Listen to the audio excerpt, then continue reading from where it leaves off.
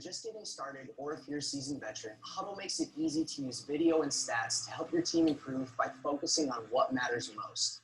We'll show you how. Getting video online is simple. You can upload games and practices as you record in the Huddle app, or use the camera you know and love to upload later. Regardless of how it's captured, your coaches and players will have immediate access from any device. Adding stats makes mindlessly scrubbing through that video a thing of the past. If everyone is struggling with boxing out, apply filters to quickly create a playlist for the team to review. You can also narrow it down to each player's highs and lows and share one-on-one. Add comments and drawings to help them see exactly what needs to improve. Reports bring your team's stats to life. Break down every game or any combination of games to analyze team and individual performance. Interact with the shot chart to see who does well from specific zones, or check the trends report to visualize progress over the course of the season. The best part, every number is linked directly to video so you can see the stats in action. How stats are tracked is totally up to you. Use an iPhone or iPad to track stats live or later as you rewatch the game. You can also send the video to Huddle Assist and let our professional analysts break it down in under 24 hours. Athletes can create highlights of their best moments to share with fans and recruiters. Huddle even has built-in messaging tools to keep everyone in touch between practices and seasons. It's all designed to help your team improve in less time than ever before. Start your free trial today.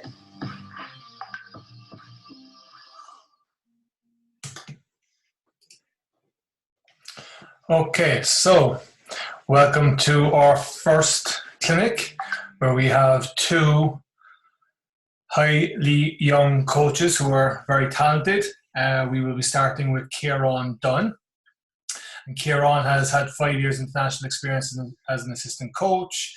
He has also worked for the NBA academies out in India, and he has also worked at Charnwood in the UK, and he's currently in Reading. So he has an extensive record, and he is going to be talking about small-sided games. And then we will move on to Erin Bracken, who has a silver medal or bronze medal under her belt with the under-20 women's from last summer, and was the assistant coach of Dublin Lions this year, senior men's, and also coached Liffey Celtics under 18 men's. And she will be talking about offensive spacing. So if we get cracking on, and if Ciaran wants to take over. No problem. Thanks very much, Paul. I can share my screen there now. Yep. Have you got that? No.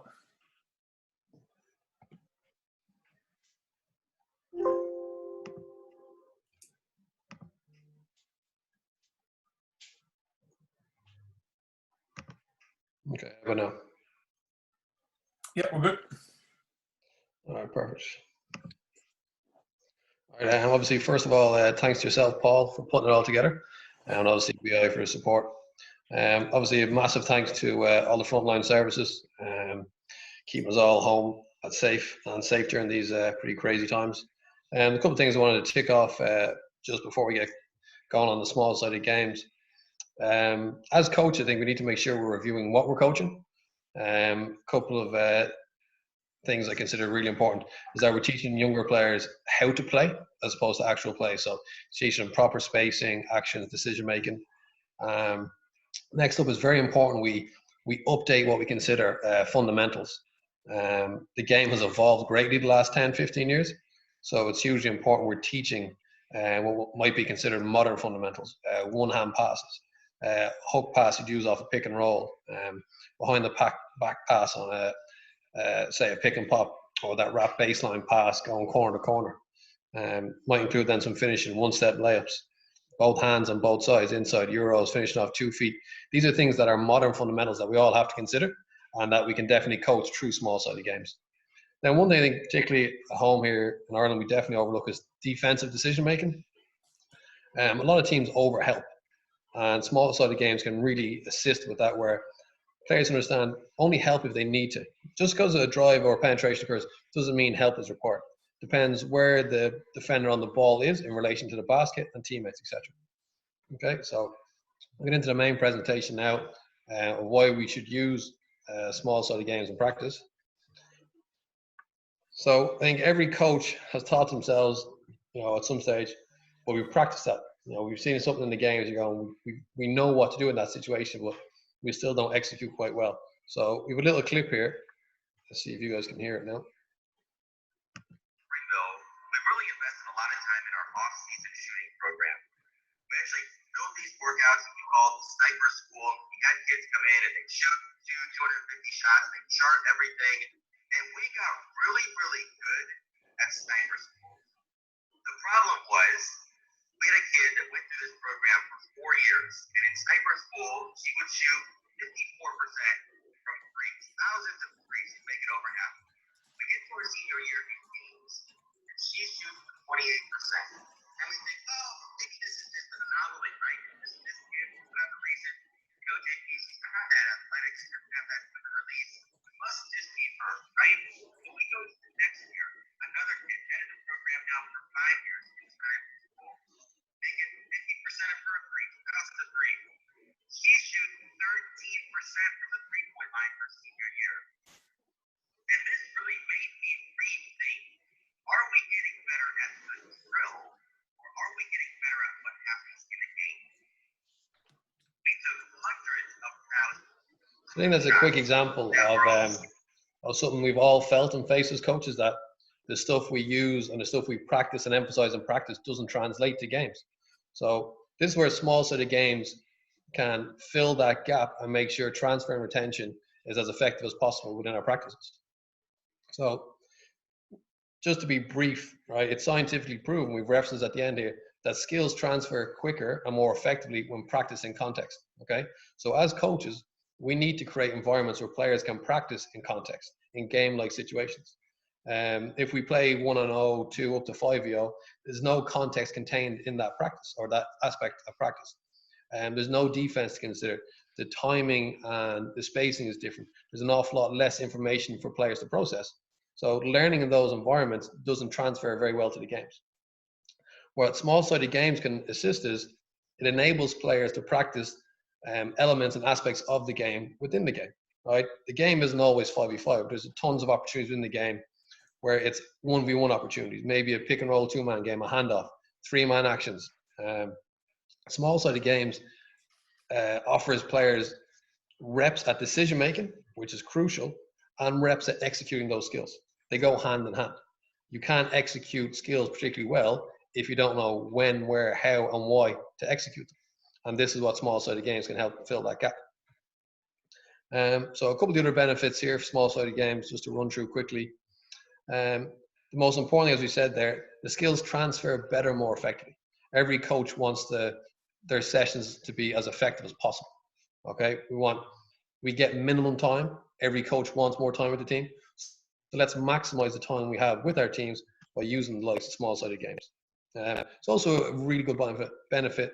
It's more fun and engaging for players.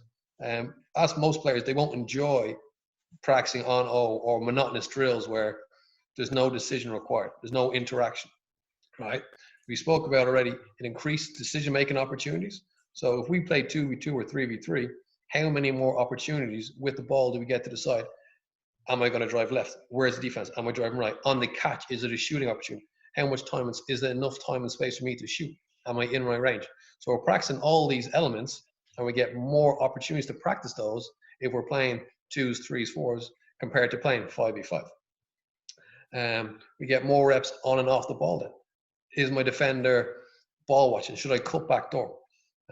Should I go screen? How is the defender guarding me? What are they giving me? So there's always something there, and we need players to get better at making those decisions, but they have to get better at perceiving and reading what's in front of them. That's why it's vital we practice with defense as much as possible, or where there's as a decision required beforehand. You can also be, really efficient and include your own defensive and offensive concept or principles. Also a really good way to increase conditioning levels. There's a ton of research out there using small-sided games as a great way to increase athletic performance in terms of aerobic and anaerobic capabilities. So we're going to run through briefly now how to create small-sided games. I've a few videos at the end. If people want to, I can send on a few more, but you have to do and adapt what's best for you. Take a few of the ones we show, but adapt them to fit your team, your circumstances, your principles. So basically, I want to start point, reverse engineer what you want from practice or from the games. So if we want to practice finishing at the basket, okay, that's the element we want to practice. Let's go back to where we'll create an opportunity for that to happen. So we'll work on the offense on the wing. We'll go, okay, he's already beaten his defender, so the help defender will be on the block. I'm going to attack the basket, the defender is going to come over. So start from where you want to go and then create your game from that. Also, as coaches, I think every coach borrows from other coaches. Two of the best guys to steal and borrow from this as Mike McKay, the Canadian performance director, and then Coach Zielman, I think he's in North Carolina. They have some really good content online to get ideas and to steal really good advantage, disadvantage games to help your teams. Also, be creative. Use a ton of constraints. Okay, so you can change the players, the rules, space. So it might only be half court, a third of the court, a quarter of the court, depending on what you're running, how many players. Make sure you start at different spots. Limit dribbles. It might be a paint touch first. Alter the shot clock. We'll do a rebounding game where the emphasis is on boxing out and rebounding. But we might just play 3v3 with an 8-second shot clock because it gives more opportunities for shots then, more rebounding opportunities. Because what we want in that 3 or 4 minute game is everyone practicing boxing out or going after rebounds. So we'll just change the rules like that. Also use advantage, disadvantage games where you can create more opportunities for what you want to practice. So if we want to practice, again, we'll say finishing or passing, then let's create an advantage where we've dribbled past our own man. So let's start shoulder to shoulder. That's an advantage for the offense. We'll force a help rotation. Now we're going to work on what type of pass we're going to make depending on space and where your teammates are. Start off simple, and the defense can be scripted. So the defense will know exactly what they're doing. Then the defense can be guided where they've 2 or 3 options, and now the offensive player has to make more decisions. So first off, scripted where it's a really easy decision. They know what the decision will be, but they're practicing with the same sort of space and timing that will be relative to the game. And then it can be guided where it's a decision to make based on what the defense does. Give them 2 or 3 options. Also, players are a great resource. I think as coaches, we don't utilize them enough, and we feel we need to have all the answers. Where players are great for coming up with ideas. Ask your players for suggestions. You can say, right, finish practice next week or next session. I want you guys to come up with a game for rebounding, passing, finishing, shooting, whatever it is. Then don't be afraid to layer it. Make sure that there's progression within it, that there's challenges and it gets harder and harder and challenges. So you can use the same starts 1v1 and then build it up to 2s, 3s, 4s, and 5s. So I have a couple of clips here, some small-sided games and suggestions I do on the warm-ups for some of my teams, especially with the little kids. And everyone talks about the lack of fundamental movement skills. Kids aren't out in the street playing. There's a lot of video game time, screen time. Well, we use a lot of chasing games, some of the younger kids, and it's great fun. So we will use most of the courts we all use have the badminton lines. So we'll put groups of kids in the badminton courts or in the badminton sections, and we'll let them play. And we might play one-on-one tag. So they're in a confined space. There's lots of changes of direction, changes of speeds, lots of feints. They're faking, they're dodging, they're ducking, lots of movement skills there. We can play 1v1, 1v1, we won't have 3 in a minute. So then there's 2 guys, there's more action to perceive now. So now you're working on a little more decision making as well. You can go back some old school, like schoolyard games. We play bulldog, play stuck in mud, right? We can build up, we go some passing games. And we have a keep away game, 2 teams in a half court, badminton court, volleyball court, and it's just keep away. Now, all the rules, we play on a version here to show you in a few minutes where there's no dribble and it's just pass and move. So we're working on some passing, we're warming up. We also have to be careful with our pass. We don't want to turn it over. We have another one there to show you some mirror dribbling where we're just going to mirror the player's movements in front of us. He goes left, I'll follow him. And then when he shows his hands, you got to pass the ball. So working on dribbling with our head up, passing then off the dribble. We have some dribble games. You got dribble tag, king in the court, simple ones for little kids. You can make that harder and progress it up the levels where it might be, say for a senior team, they'll be dribbling 1v2. He'll come off the screen, have a second defender, and he's got to retreat or maybe split. So we're working on advanced levels then of a retreat dribble or a split, and just build it up. Adapt some of the previous games. So you can use bulldog, and now everyone has a ball. Or only the kids trying to get from end to end have a ball, and the catchers trying to knock their ball away. Just be creative and adapt what you have. Obviously, then we want to work on some layups warming up. We can use guided defense, where everyone's in pairs, use the side passes, have multiple people on the 3-point line going to the same, and have different rules. So defenders say, if they get in front, are we pulling up? Are we cutting off the defender? Lots of different variations where it's not mindless reps of layups, where there's no decision, nothing actually has to be perceived. We're just doing what we already can do. There's a new one I've come up with. I don't have a video of this one yet. I'll try to get it in the next few weeks, where we had 5 offensive players on the 3-point line, and we have 3 defenders in the key, around the edge of the key. One offensive player will go attack the basket for a layup, and the defender, one of them, will give him a different read. Well, he might back up, and that means you can go all the way. He might step up, you got to stop and take a floater, you're around spin. And all we'll do is have 2 or 3 going at the same time. Once you take your shot, you become the defender gets the rebound, goes, and it's just different people going in, and there's plenty of bodies that people have to adjust, see, and react to. That's not mindless layups. A great one for some of the young guys is just play weekend knockout. So from the dotted line, say you're playing knockout, and everyone's only allowed to use their weekend. Again, I have another clip I'm going to show now. 1v1 no dribble. It's a really nice warm-up game where we're playing 1v1 in the charge circle. You can throw it off the board or start in the catch. And we got to use our pivots and fakes and create contact where we can create sufficient space to score.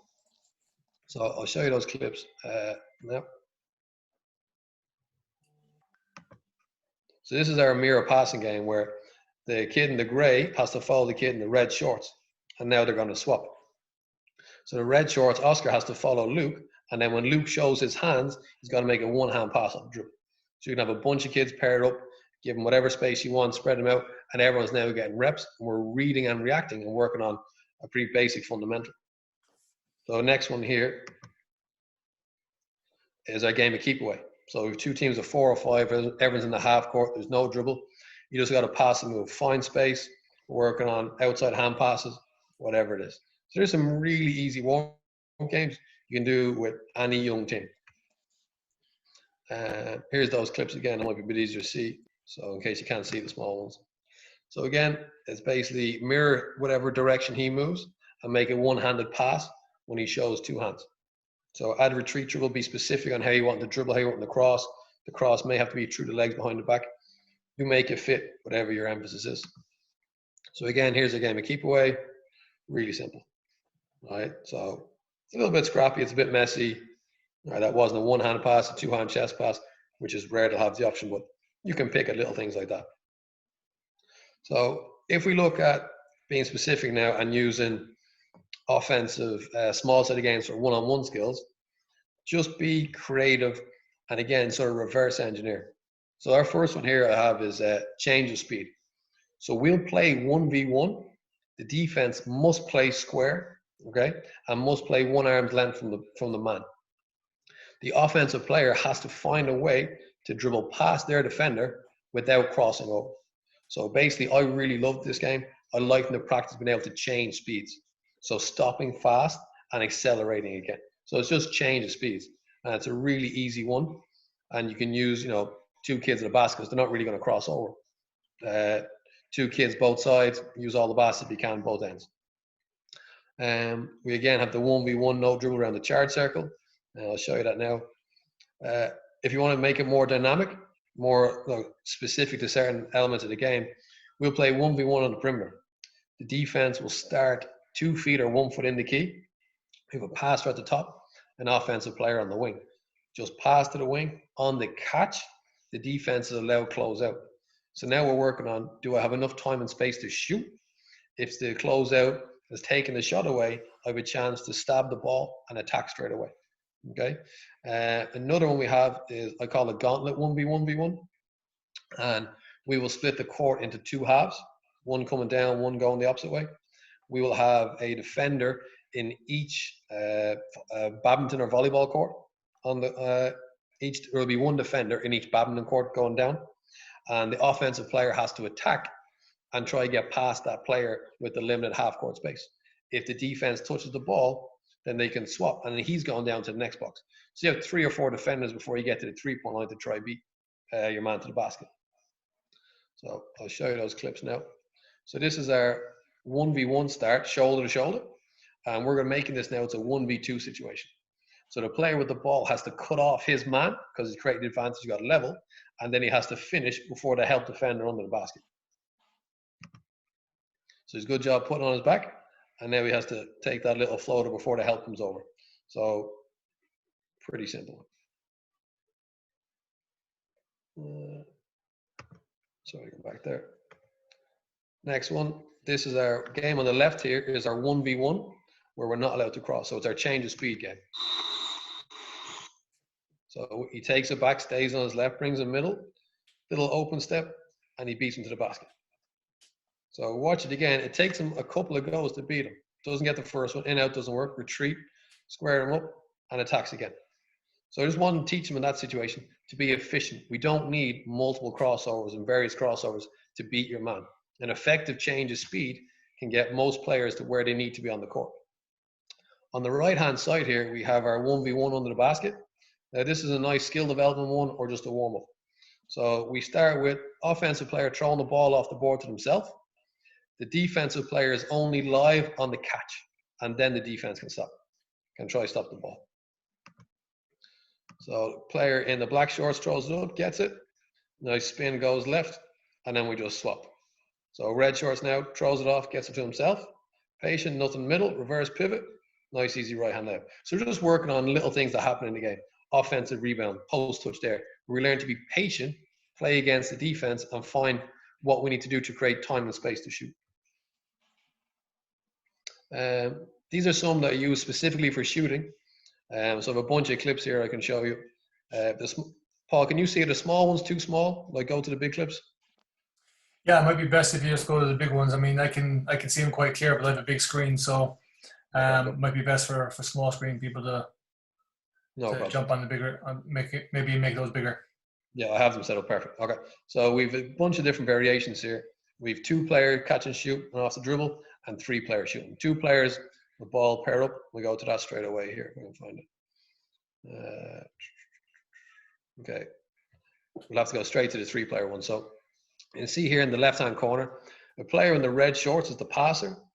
Offense is the top player. Defense is the bottom player. So we're starting exactly almost midpoint between the 3-point line and the free throw line, or the key. Offense pops straight out. Defense has to touch the key before they pop out. So the offensive player now has to catch and shoot, or drive potentially, depending on your rules, depending where that player is. So they're making a decision on the catch. Am I open to shoot, or should I drive? So we've set it up where we want to shoot game speed. So the distance means the offensive player most of the time has sufficient time to shoot, but he doesn't have all day because the defender's closing out.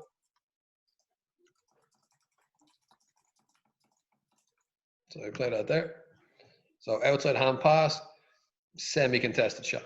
Okay, so we'll rep a ton of that, and we've groups going both ends. So the same thing down here.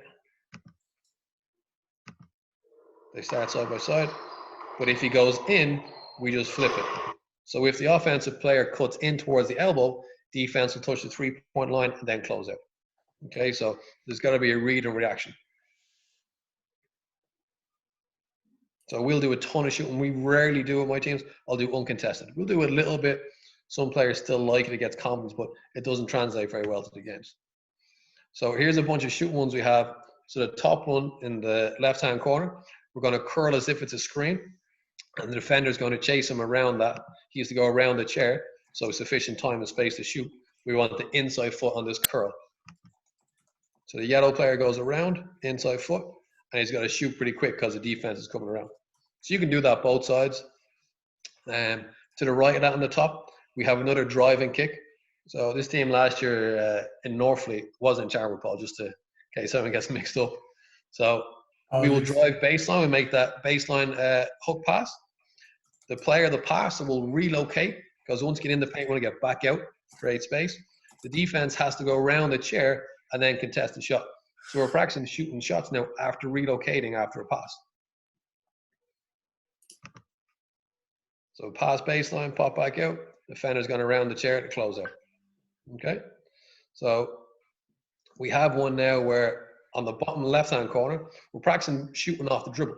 So you have your details where you're specifically working on how you pick it up, where you pick it up, depending on what your emphasis. So we like a really nice hard dribble and a pop. So kid in the red t-shirt will go right or left. If it's in his right hand, his left hand will come across his body on the pickup. If he goes left, his left hand will bring the ball back to his right side for the shot. We have 2 chairs and the ball is live. Now you can regress this and give the offensive player a little more time and space to make it easier and go, he can start with just the ball static and he rips and goes. When a little more advanced, you need to go a little bit quicker and challenge him. So in this situation, the ball is already live. So he's going to go left or right, and the defense has to go around the chair to contest the shot. So pretty simple. Let's play it again. Ball's live. Defense picks a side. Red player has to cross back to his left and go that side. So watch, the dribble is live.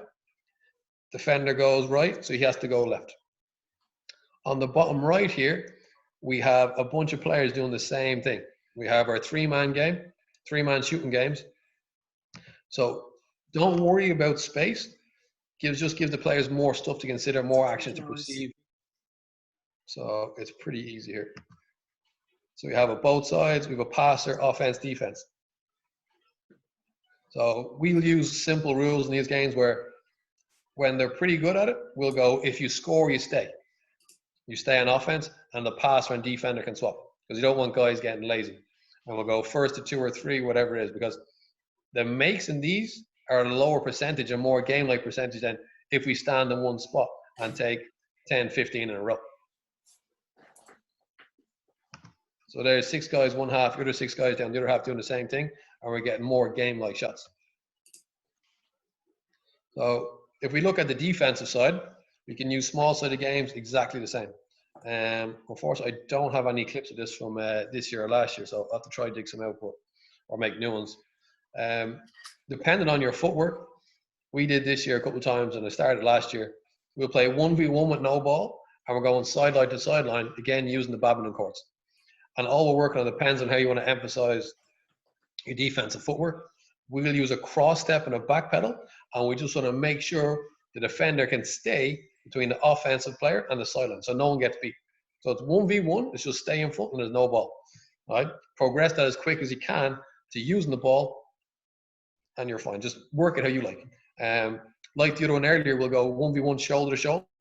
We'll go just outside the 3-point line, and we want the defensive player to sprint and get back basket side and then play D. We can go 2v3. So this is a really nice variation with some of the small kids or even some of the younger teens where they have to do a better job of seeing 2 defenders as you would in a help situation if you're going to split 2. So we'll play 2 defense, 3 offense. One player has to guard the ball. The other defender must split the other 2 offensive players and protect the basket. So every time there's a pass, they'll probably swap those roles. So it works on the defense adjusting quicker and talking. They'll protect the basket and split 2. Another variation picked up this year was a really nice one I got off Alan Keane. So we'll have 4 defenders and we'll have 5 offensive players. The ball will be passed in and it's live attack straight away. So again, right now, we have to guard the ball and the other 3 defenders must guard 4 off the ball. So we're working on communicating and rotating straight away. And again, you're looking at recognizing where the threats are. And let's say there's a player on the 3-point who's not a threat. Well, then I have to make sure it's a short closeout because we have 1 less man. Using small-sided games, it's really easy to stop it. It's going to be messy. So I try to use a system where we'll use 3 words. I'll try pause it. So I don't like using this, so I'll do a lot of shouting. I'll shout stop, and we'll stop where they are, hopefully. We'll rewind it and replay it again if we need to. Now, we need to do a better job as coaches. This is something particularly I need to get better at. Probably better at asking the types of questions. I still use a lot of questions, but ask them when you pause it or ask them to replay it. What did they see? This is the whole point of small-sided games, is that they get better at making decisions. So don't go in and correct straight away. He may have seen something maybe we didn't see, or there's a different angle, or he has a better idea, or maybe it's the wrong idea. But ask them what they saw. Why did they make that decision? And go from there. Also, really should have said at the start there, but make sure the players are aware of the premise of the game. Players are quick to find flaws, to try little cheat ways, but just to try and manipulate the game in their favor.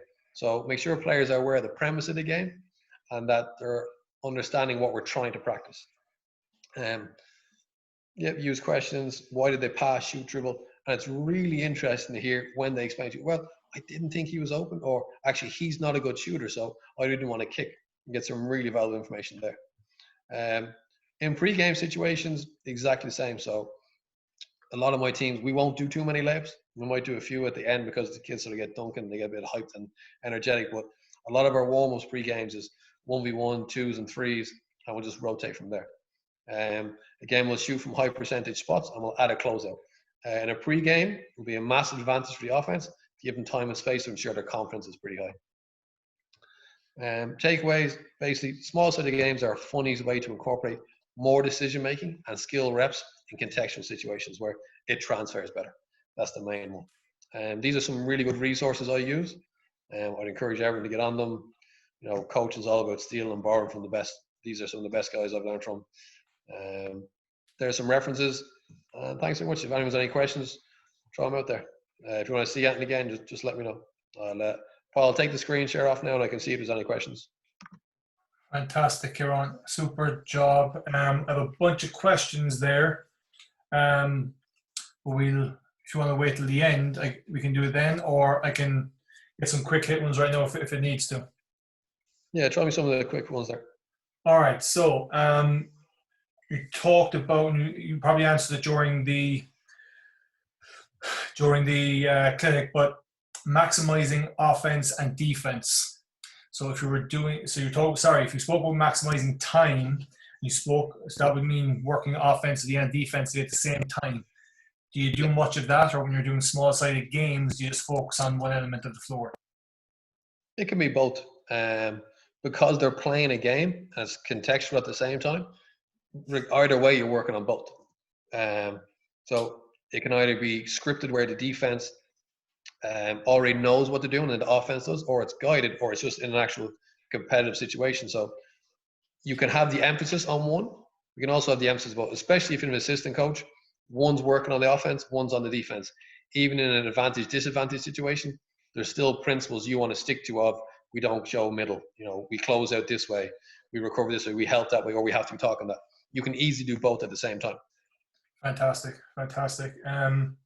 Is there any time where you would maybe go on air just to focus on a specific thing, or? It's minimal, but sometimes it is necessary, especially when you're shooting at the start, and you can't go straight to shooting against defense. But once they have, even with layups, with little kids, you can just have a massive advantage.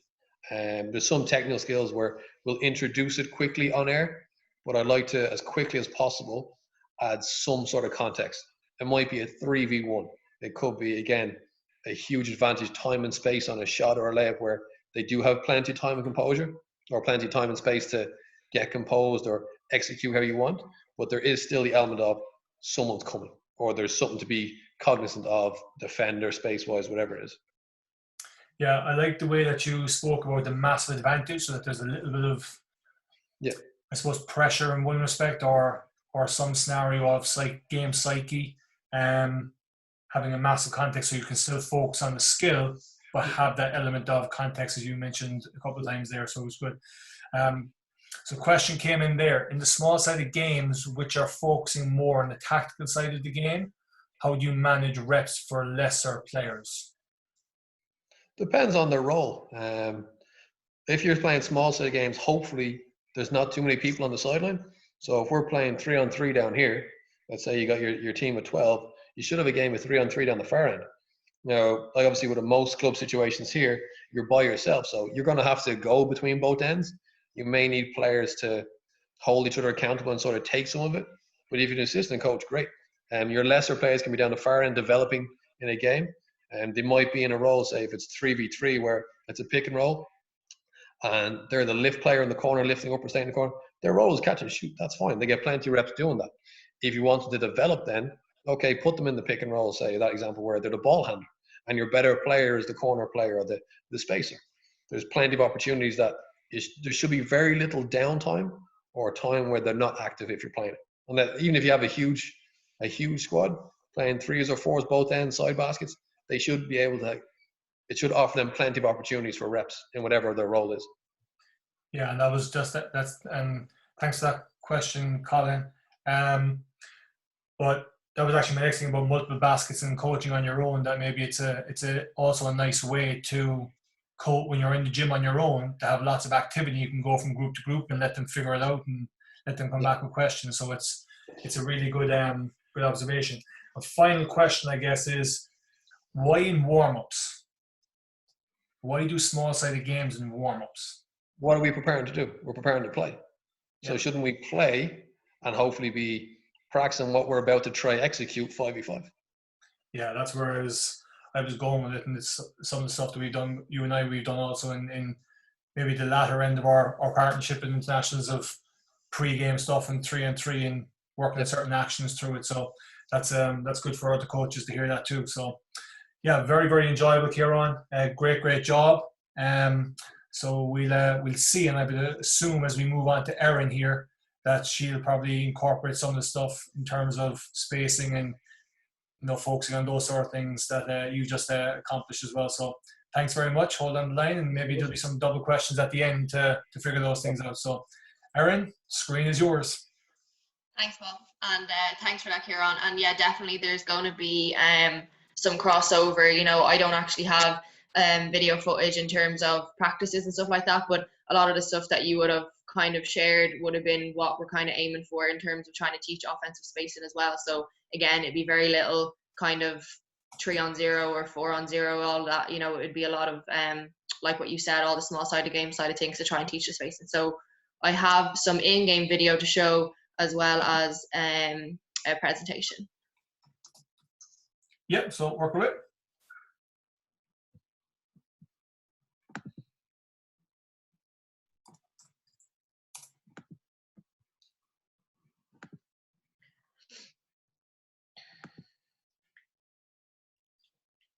Okay. So just a brief overview. I'm actually going to split the presentation up into 4 quarters. Very fitting. First quarter, we're going to focus on some of the spots on the floor. So we're going to talk about some of the perimeter spots and kind of what we're working on at the moment with the Basketball Ireland Academies. We're going to touch on some of the offensive concepts. So kind of specifics on like cutting, off-ball screening, dribble drive. Second quarter, we're going to focus a bit more on the post play. So we'll go through some of the post spots, high post, low post, and introduce some pick and roll. And again, talk about some of the spacing on that. Third quarter, then I'll talk again a bit about some of the drills and breakdowns that we do and how we kind of simulate a game, make it competitive. That'll be, where a lot of the stuff that Ciaran just after talking about is going to come in. Crucial on that, because that will be how we simulate, how to teach spacing. And then the fourth quarter will just be a conclusion and some Q&A. So if you can see here now, we have our perimeter spots. So basically we'd call these, if we're playing in a 4-out kind of situation. Yeah. Apologies for interrupting you. Were you moving a slide there previously to the opening offensive spacing? So was there a slide after? Was there a slide after your offensive spacing, your opening slide? Yeah, it was the overview. Yeah, it didn't come through. All right, okay. Is it there now? I don't see it. Everybody else see it? Erin, I can see it, but it's like it's not presenting. So we can see on the left-hand side all your slides, but it's like it's not presenting. All right, okay. I clicked present. Maybe click it again. Okay. If that's not working, Erin, maybe just click on the slide on your left-hand side as you're going down. Maybe you don't need to present. I've seen that happen a couple of times for some presenters on this.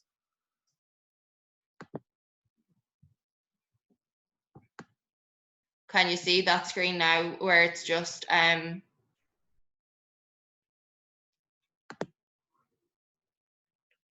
Yeah, we can see it now, but don't go into your present move. Maybe just click down the left-hand side. Okay. All right, grand. Okay. Thanks, Erin. So yeah, no, grand. That was just a brief overview of the presentation. So we split it up into 4 quarters. So the first quarter, going to focus a bit on the spots and some of the concepts. So some of the off-ball action and the strong side action.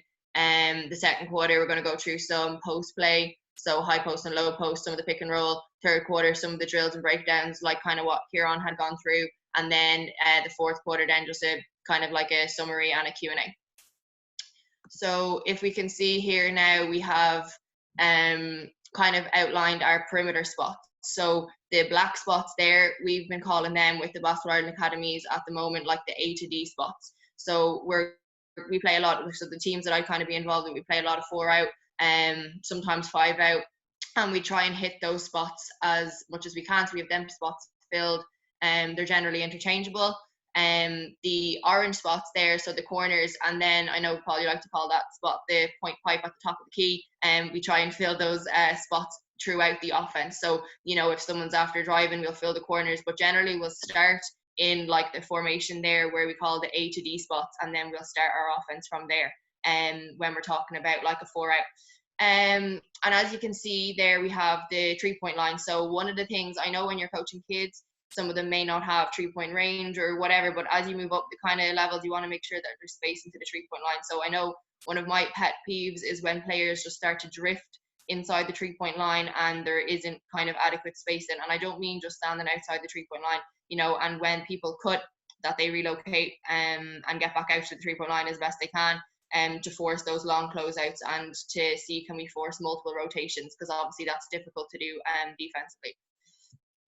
So here we have some of our concepts and actions. I think as coaches, we've you know, I'd say lots of us have been guilty at stages of during games, you know, or during practices of saying to our players, you know, that you have to move, you know, move, and you might shout move, or, you know, after you pass, you got to move, and you got to not stand still after you pass the ball, or don't be standing still. So I think that can be kind of generalized, and we may have an idea in our head of what we mean by that, but I think the players obviously have to understand like situations. So like, you know, why, and the why of what they're doing. So kind of like what Ciaran had talked about as well in terms of questioning, like, you know, they have to understand why they might cut in that situation or why they might go and screen.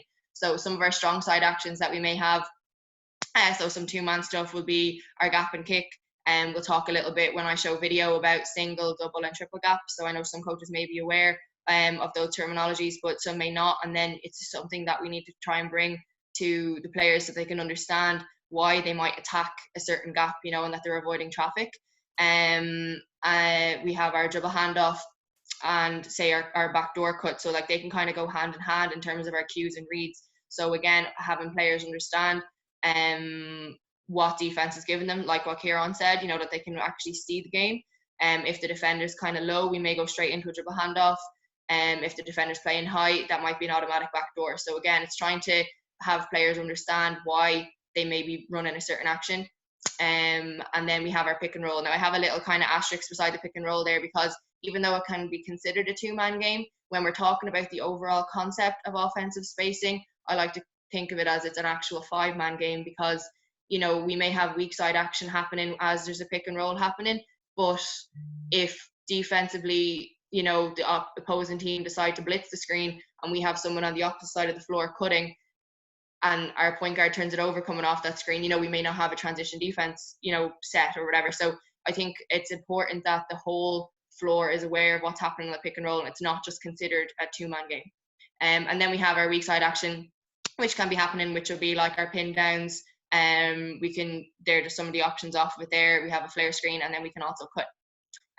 So here we just show where basic, I'll split the half court into quarter court, and we'll play like in those small sided games, those situations that like Ciaran had talked about before. So we'll alternate sides. We may play say 1 and 3 versus the 2 defenders, and then we'll alternate in 2 and 4 play. And then we may go 2v2 plus 1 quarter court. So say number 2 will drop the ball, 1 will pass to 2, and then have to go and screen or cut, and then we'll play off of that. And once the pass happens, then it's live 2v2. So again, like we'll try and just simulate different actions that are happening, and everything is outside the 3-point line. So, you know, and throughout this type of situation. If we're trying to teach a 4-out kind of style of play, then we'll go 4v4, which also will help, and we can kind of break it down. So this will be like if you're just initially trying to teach, spacing and that side of things. Again, some of the elements that we have to consider is going to be timing.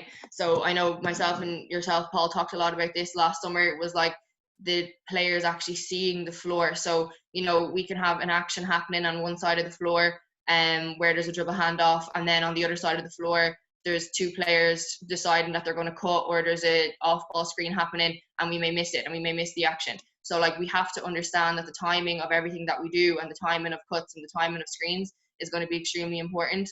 And sometimes then learning how to hold your spot. So again, you may think, oh, I better cut here, or I better move, or I have to do something, and coaches might think that, they're not going to be happy if I'm standing. But there's some times where players are getting sped up and they're not holding their spot and waiting on actions to kind of occur and happen. So I think if one action's happening, we have to allow that to flesh out before we try and do too much, because then it'll just become a bit of a car crash in the middle of the paint. I think we've seen that often.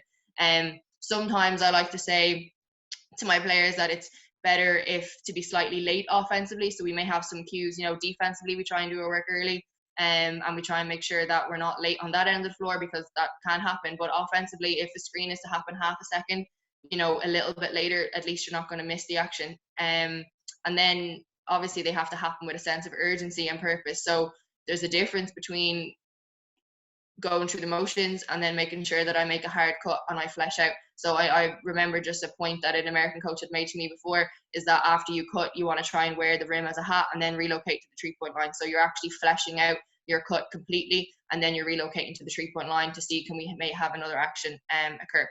And then a bit on decision making. So I know Ciaran talked about it earlier in the small sided games.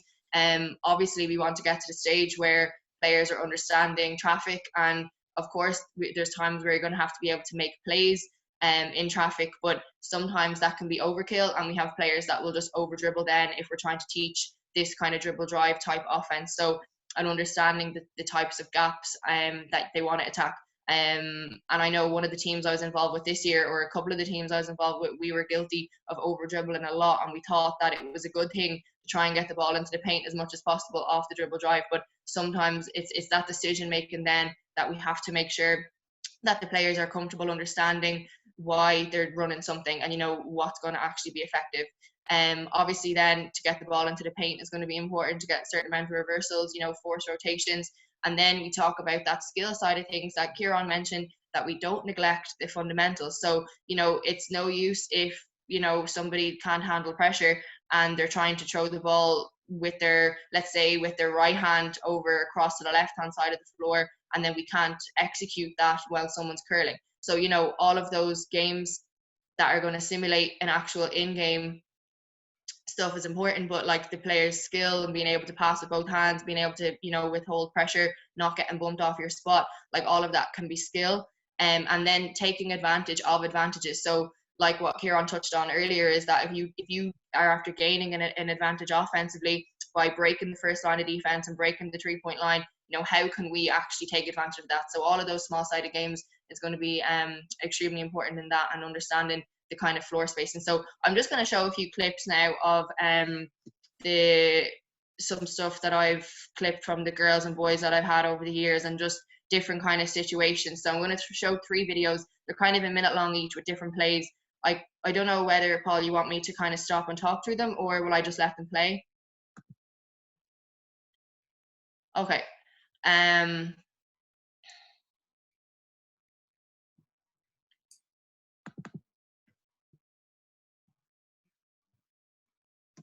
everybody see that there? Yeah. No. Okay.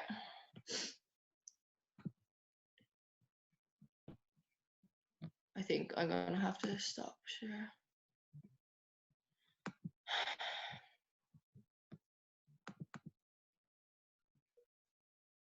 Perfect. Now? Yep, we're good. Yeah.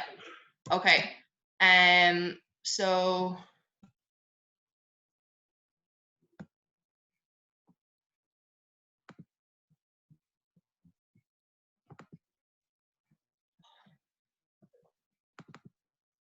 Okay. If we can see that there now, I'm just going to talk through a pick and roll and like a weak side pin down. So we pass the ball to the wing, we run a pick and roll, and then we have a weak side pin down happening on the other side of the floor. Now, if you actually, it's not there. I don't see it, no. Okay. Oh. It's all right, take time. It's just because I can see it on my computer, like, so I don't know why that is. Okay.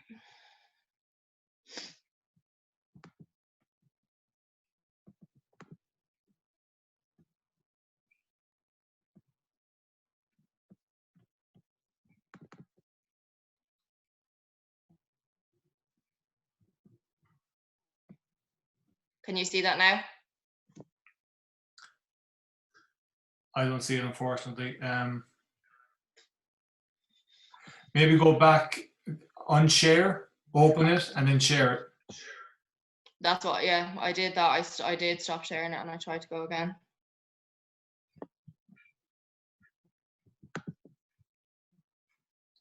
Open it up there now and see if we can get it going again. Okay.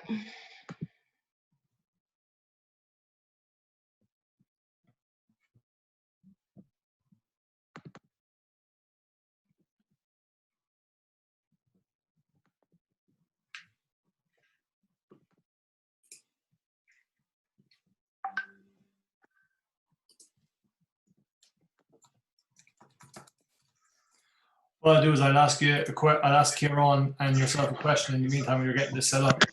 One of the questions that's come in is there a time where we just let the players figure it out? You know, where like they see something and they can just figure it out as opposed to being not necessarily scripted, but like I know from my perspective at times I probably over scripted certain actions and things like that. But is there times where you just say, let's just go figure this out now, see where the space is? Yeah, I think as coaches, we're always far too quick to jump in with a solution.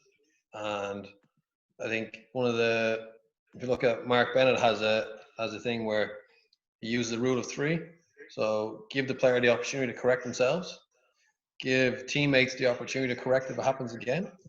If it happens a third time, then yes, you're required as a coach. I'm really guilty of. I definitely jump in far too quick, where we should give them, especially in practice, give them more chances to figure it out and fix it themselves. Opportunities to help each other and fix it, whether it's technical or tactical. But that's something I think we definitely I'm really guilty of that, is just jumping in too quick. Yeah. And Erin, you spoke a while ago about like using your spacing as a 5-man game. Can you re-emphasize again what you might do on the weak side to allow space happen on the ball side?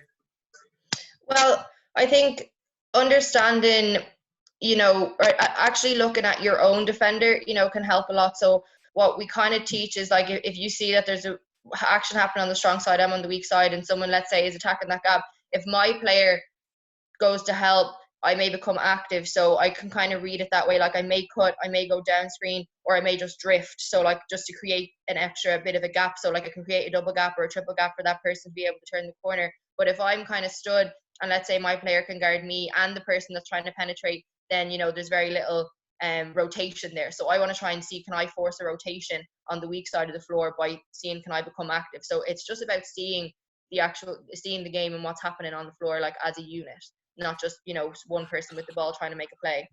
And in terms of actions or spacing and stuff like that, is there like a deliberate automatic, or are you teaching, see a body position, see where their eyes are looking at, see where the defender is standing? Like, is there deliberate actions, or are you allowing them kind of like see the defense to make that decision? Yeah, no, we definitely have to make sure that we see the defense, like that they understand why they'd be doing something, so when Ciaran talked a little bit earlier about kind of scripting the defense sometimes to give offense an advantage, in the early days you may do that, and you may actually give the defense something that they may do, and then offensively they kind of are aware of it, but eventually then it comes to the stage where they just are able to use their initiative and understand that themselves, so that they do see their own defender and where their their feet are, where their eyes are, where their body position is. So it definitely would be more of a read than me treating them like robots, like, and telling them that they're supposed to move to that spot or they're supposed to do that. You know, I think it has to be from them. You know, we've come to this like player-centered approach to, you know, coaching, and, you know, having them actually be the ones that understand and make the decisions. Very good. How are you working on that video, Erin? Well, like, I just don't understand, because I can see it on my screen, and like up here it says stop share. It says that I'm in the sharing, like I'm in the call, and I can see you and Ciaran, and I can see Suzanne's name there, but I don't understand why you can't see it, because like I have it here, so I don't know what I'm supposed to do differently. All right, like, let's go back to the presentation, and maybe if you want to in the meantime email it over to me, maybe I can get it up on my email, and I can screen it, and you can talk over from my end of it. Yeah, maybe, because it's just my slides don't really make so much sense, you know, if I don't have the video to kind of go with it to talk through, you know, like the examples, you know, like the in-game stuff. Like, I didn't want to just read text off the screen, you know, that way. Like, I wanted to make sure that I had all right, you well, know, video let's see when we can go back to it. Maybe if you can get it over to me, and we can go from there. Just one question before we move on, or maybe this is for later. I'll get Colin's question in a second. So so drive on, and we'll figure it out. Okay. So just, can you see this presentation now? Yep. Okay. So yeah, okay, we'll move on with the video then. So basically I was just going to show a video of examples of, you know, people making decisions and, you know, weak side action and our spacing on it. And then some examples of, you know, kind of not poor decision making, but where players will try and drive into like a single gap, and it'll result in a turnover, or it'll result in poor floor spacing. So yeah, our second quarter then was going to move on to talking about post play. So again, I was going to show video on some like the spacing side of things off of like low post touches, and different ways that we can get the ball into the low post. We've kind of worked on maybe a pin down and a seal, zipper screen. We run cross screens, so like guard to big, and then obviously some pick and roll. So there's lots of different ways that bigs can kind of, you know, obtain position inside. And then we also run a lot of high post action. So we'll generally place somebody on the high post, and we'll kind of play off of that then. So if we feed the high post, we have 4 out, and then we'll kind of cut, and we'll go and screen off of that then, and we kind of use that space to our advantage. And then we have the pick and roll, and obviously what we do or where we space to off the pick and roll, or what actions happen off the pick and roll, depends on the coverage from the defense, obviously. So again, it will just be dependent on that. Here again, just some benefits. So if you can see the diagram, we had our A to D spots as such, and then what we ran was like our big or our 5 would go low post or high post. Sometimes they'll interchange, you know, like it'll go from low to high, or if they're at that high post spot, they may cut at different stages. So again, we'll try and do all of this in like small sided games where we you know, replicate like what we're trying to do. The low post touch, again, this is just some, you know, benefits. What we think anyway is that it'll flatten the defense. If you get the ball below the free throw line, you know, you may it may result in the defense kind of flattening. You can use it as a pressure release, which obviously if there's teams that are playing like a lot of switching defenses and they're playing quite high, if we can get the ball below the free throw line, then that may be a cue to be able to cut or dive off of it, and then some weak side action may occur. So it may not necessarily be for the big to try and go play one-on-one, depending. We can also use that as a decoy to try and see, can we run some of our perimeter actions. The skill involved, like, you know, something simple this year in particular, you know, with Dublin Lions, we struggled to even be able to pass the ball inside to the post. So again, it always goes back to fundamentals of being able to actually pass the ball under pressure to a big that may have position so that they don't have to leave their spot. So learning to hold your spot, maintain your position. So just something basic like being able to pass the ball to the low post or the high post without a turnover or without a deflection, so that it's not a broken play, is extremely important, because that could just break down, you know, the offensive spacing side of things. Guards obviously have to be extreme. So, yeah. Just a question there, Erin. So just based on your diagram there, you speak about, you talk about your spacing. So everything right now looks like it's along the free throw line.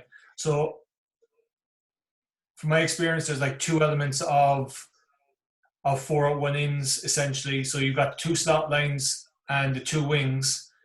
How do you utilize? So sorry, that's one element. And then the other one is the long corners. The corners, yeah. Between the 45s. Yeah.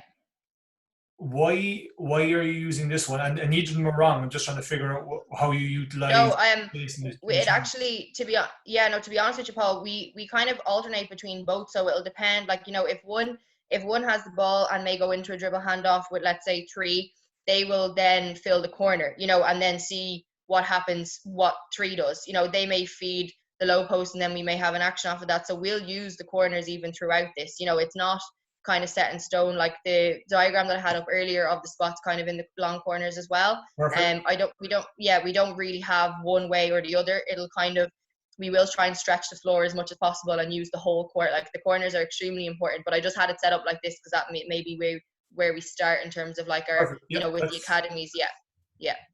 And then with we use the high post a lot. With the girls that I had a couple of years ago, we were actually extremely effective because we had a lot of shooters. So like we had 4 or 5 girls that could shoot the ball extremely well. So we actually could space the floor really well. So I hoped to have video, but obviously that doesn't work. So we'd feed the high post and we'd either cut hard. So we'd have, let's say number 4 was to feed 5, 4 and 1 would cut hard, like backdoor or just cut off of it.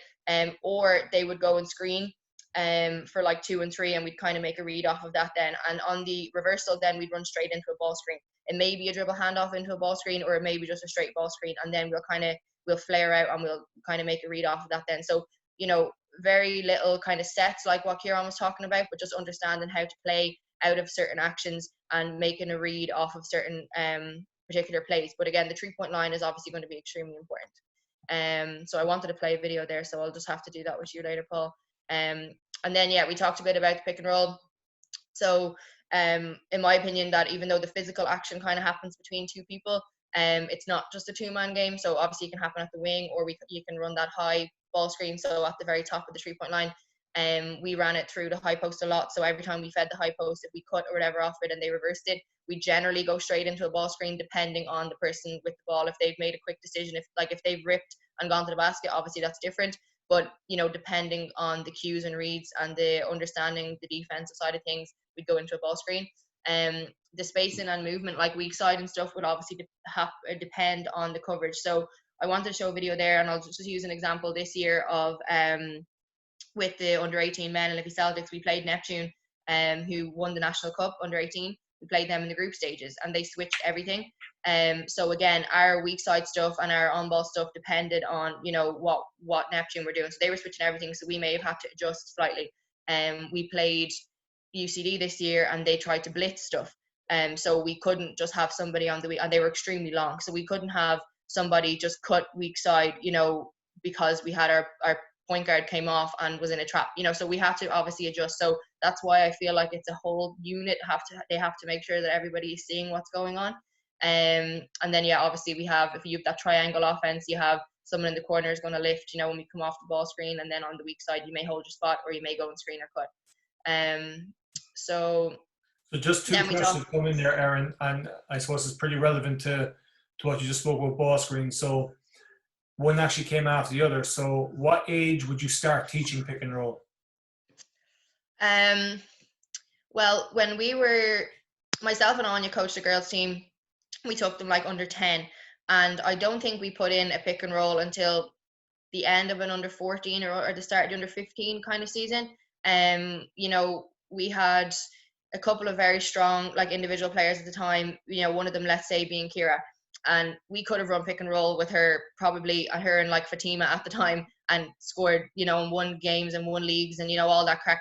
And I know it's quite, you know, probably cliche for me to say, oh yeah, like it's all about development, and, you know, lots of coaches understand that. So we would try and teach all the fundamentals first. You know, there's no reason why, if you're after going through a lot of the fundamental side of things, why players can't understand the concept of being able to use a screen. You know, there is no reason, you know, like it's not as if we didn't deliberately not put in any screens up until a certain age. I think you have to gauge what level your players are going to be at. You know, like if you've done a lot of individual, you know, skill work, and you've worked on fundamentals, and, you know, there's no reason why they can't be a little bit more advanced, and you can't add stuff early. But it depends on your reasoning for it. You know, like if you're putting just your 2 best players in pick and roll because you want to score and you want to win, that's obviously not the right reason, you know. But if you've developed a level of play with your team and you're at under 14, you know, and you can start running pick and roll, well, then I don't see why not. Okay. And then off of that, when would you start adding the weak side action off of the strong side pick and roll? I mean, we'd probably just build it up. So again, it would just depend. Obviously, when you're younger. So I watched a clinic there going back a while ago, and it was really one of the things that was said on it was that when you come off the screen, you're obviously trying to hit the roll man. Okay, so like, or you're trying to hit the person that has set the screen for you. If the weak side players or whatever, the defenders are after helping, but you've looked to try and hit the roll man and he's now not open, then you have to involve the weak side. So lots of times we can run 2v2, just pick and roll, and we come off and make a read. That's fine. There's nothing wrong with that at all. I don't really have a timeline as to when you might start adding in the weak side. I think, again, it's just going to depend on the level of what your players are kind of at. Of course, it's like you're going to have, it is important to run just 2-man pick and roll, you know, like being able to work in tight spaces and only have a quarter court and be able to come off that and see, can you have the skill to do that? Because obviously that's a basketball play, you know. But I think then you eventually start adding in 1 weak side player, 2 weak side players, another strong side player, and you make it kind of 5v5, you know, and make it live, because that's what happens in game. Like what Ciaran said, like it's contextual. Okay. Yeah, work away. Okay. Yeah. Okay, and then just move on to the third quarter there, where we talk about, you know, in Ireland, in Irish basketball, obviously we operate under FIBA rules. So all of this is what we might do, like in training and stuff like that. What Ciaran had talked about in his presentation obviously is quite prevalent. Like all of those small-sided games, that's what we'll do. We'll break down certain parts of, you know, our offense if we have certain sets. If we're just teaching concepts, that's fine, but we'll try and go live straight away, so nothing is really happening with no defense and with no decision making element. Obviously FIBA 3v3 is extremely you know, phenomenal at the moment. But again, we'll place rules and kind of constraints in as well. So we may put in a dribble limit, and we may even play 4v4 with like a 16-second shot clock rather than play 3v3. So again, we'll just try and play as much as possible, you know, and understanding the concepts that we're trying to run and our offensive spacing off of that. It will give offense an advantage a lot. So we'll play a lot of 3v2 plus 1 or 4v3 plus 1. And again, see, can we take advantage of having created that advantage for ourselves? We'll play out of actions a lot, and then we'll make it competitive. So, you know, like we'll try and give extra points for maybe running certain actions. So if we've gotten the ball to the low post, and that's what we're trying to do, and we've scored out of getting the ball to the low post, not necessarily that 5-man himself, but if we've cut or we've done something positive off of it, we may award an extra point there. So just as coaches, we can put in whatever you want in terms of your emphasis. For training, if you've gotten a paint touch before you've scored, you may get an extra point. So you can kind of just make those decisions yourself in terms of what you want to achieve in your practices. And then just a bit of a recap there. What we try and do is make sure that that offense, it's not really result driven, so like it's process driven. So, you know, we have to trust in the system of, you know, rewarding positive actions sometimes in practice and in games regardless of the outcome. So like if you're getting the shot that you want 95% of the time, you know, that's fine. Like like that's, you know, what you think is a good basketball play. You know, but rather than having somebody just made a tough play or whatever, and that might be what you reward. And again, something else that stuck with me was like what you praise is important rather than how much you praise. So just understanding what your philosophy is kind of going to be on that side of things in terms of the offense. So like if we're trying to achieve something, but we may not make the shot at the end of it, so we may have a shot spectrum. So we started to kind of use that a little bit this year, where we've graded plays like 0 to 5, and we look at our spacing, and, you know, we look at the type of shot that we're after getting at the end of a certain play.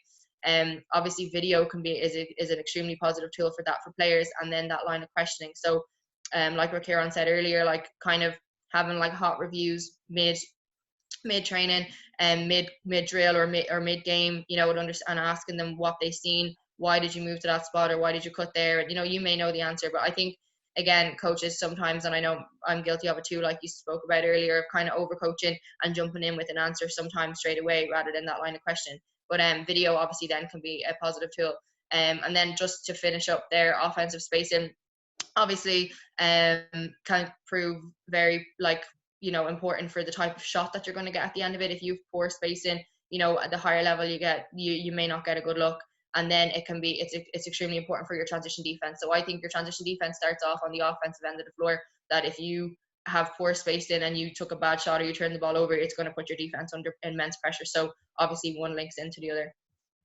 So that's it there. It's a pity that the videos wouldn't work, because obviously it would have been a little bit better to be able to show all the stuff. Really well. Explain stuff really well. So just a couple of questions, a couple of really good ones after coming in. So first, how did you deal with the blitz as far as spacing, and what advantages came from the blitz that you tried to expose? So if we could we worked on it in training, because we kind of understand, like Vincent's blitzed us and UCD blitzed us, so we kind of knew that was coming. So we'd work on all the different situations in training. So again, we may script the defense at times, and we'll say we were going to blitz this now. If you can get the first pass out of the trap, so we'll work on that. We'll work on trying to pass out of a trap. Then the next pass is going to be crucial. So like if you can get the first pass out of the trap, we want to make sure that we can try and take advantage of that advantage that we talked about. So they're going to be scrambling now. We may have somebody on the weak side cut. We have to make sure that players are not turning their heads, so they're not leaving the person coming off the screen kind of in difficulty, so that we're showing for the ball. So on the weak side, they may kind of come across and lift slightly. The corner man may lift a bit. So we try and get the ball out of the trap as quickly as possible. So being able to pass with both hands obviously is important, and then we try and take advantage of that. So when we have a 4v3 or a 3v2, we try and see, can we play out of that then? But all of those small-sided games obviously prepare your team for that situation, because that's what you practice. So it shouldn't feel kind of new to them when it comes to a game. Yeah, so the phrase that we use is the pass after the pass. The first pass creates a scramble. It's the second pass creates, you attack the advantage. A shot, yeah. So when it was blitzing, so were they high hedging? Were they were they really blitzing the eyes, facing the eyes, or were you getting throwbacks, or were you having to drag it back out and retreat from the blitz to get the release? So they're just kind of things that happen in the blitz. So the throwback or dribble release. Both. It would depend. Yeah, we'd use both. Like it actually depended as well on who they were guarding. Sometimes they didn't blitz all of us. They might only blitz one or two. So then we have to understand, okay, well, they're switching that one, or they're going under on that one. So there's so much decision making involved. Generally, in most of our kind of what we'd run, we'd have somebody in that strong side corner as well. So we try and get that throwback pass if we could as quickly as possible. And then we may have the screener slip. So sometimes they actually had the blitz very early before a dribble. So, sometimes they were nearly trapping on the catch. So if we could throw the ball early, there was no dribble needed, and then it was quick, and it was nearly like we just slipped the screen. And then other times we may be actually having to skip it cross court and then, then play out of that then. But again, it's just everybody on the floor being aware of what's happening. Very good, very good. 2 seconds there. I know there was one more came in.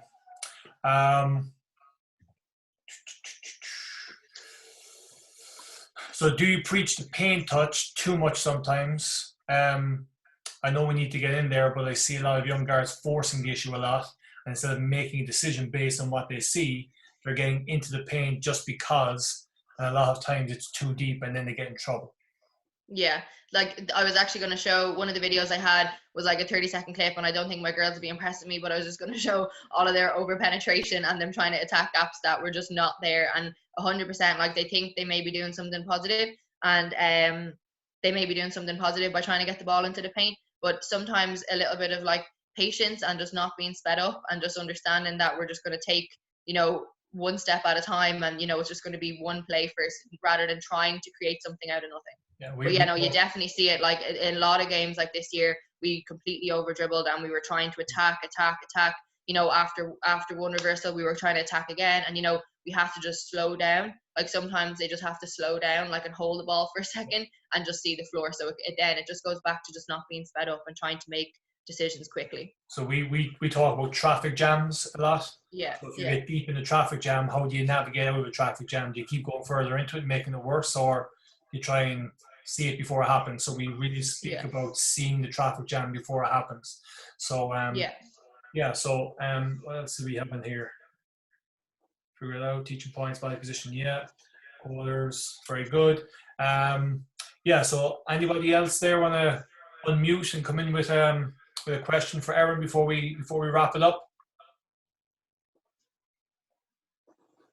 No, it looks like we're all good. So 2 fantastic presentations, guys. Delighted with our first clinic. Hopefully we'll have the issues resolved. So thank you very much to everybody for rewatching this.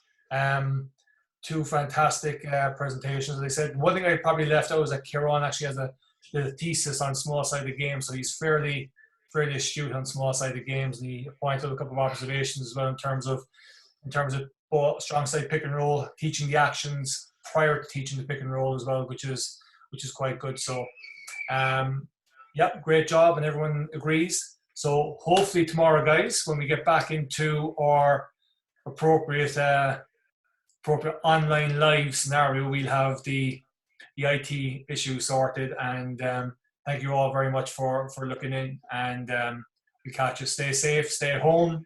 As Ciaran said, protect our services. They're doing a great job, so stay home and utilize these opportunities in online clinics to get better as coaches, and see you guys tomorrow. Thanks very much, guys. Thank you.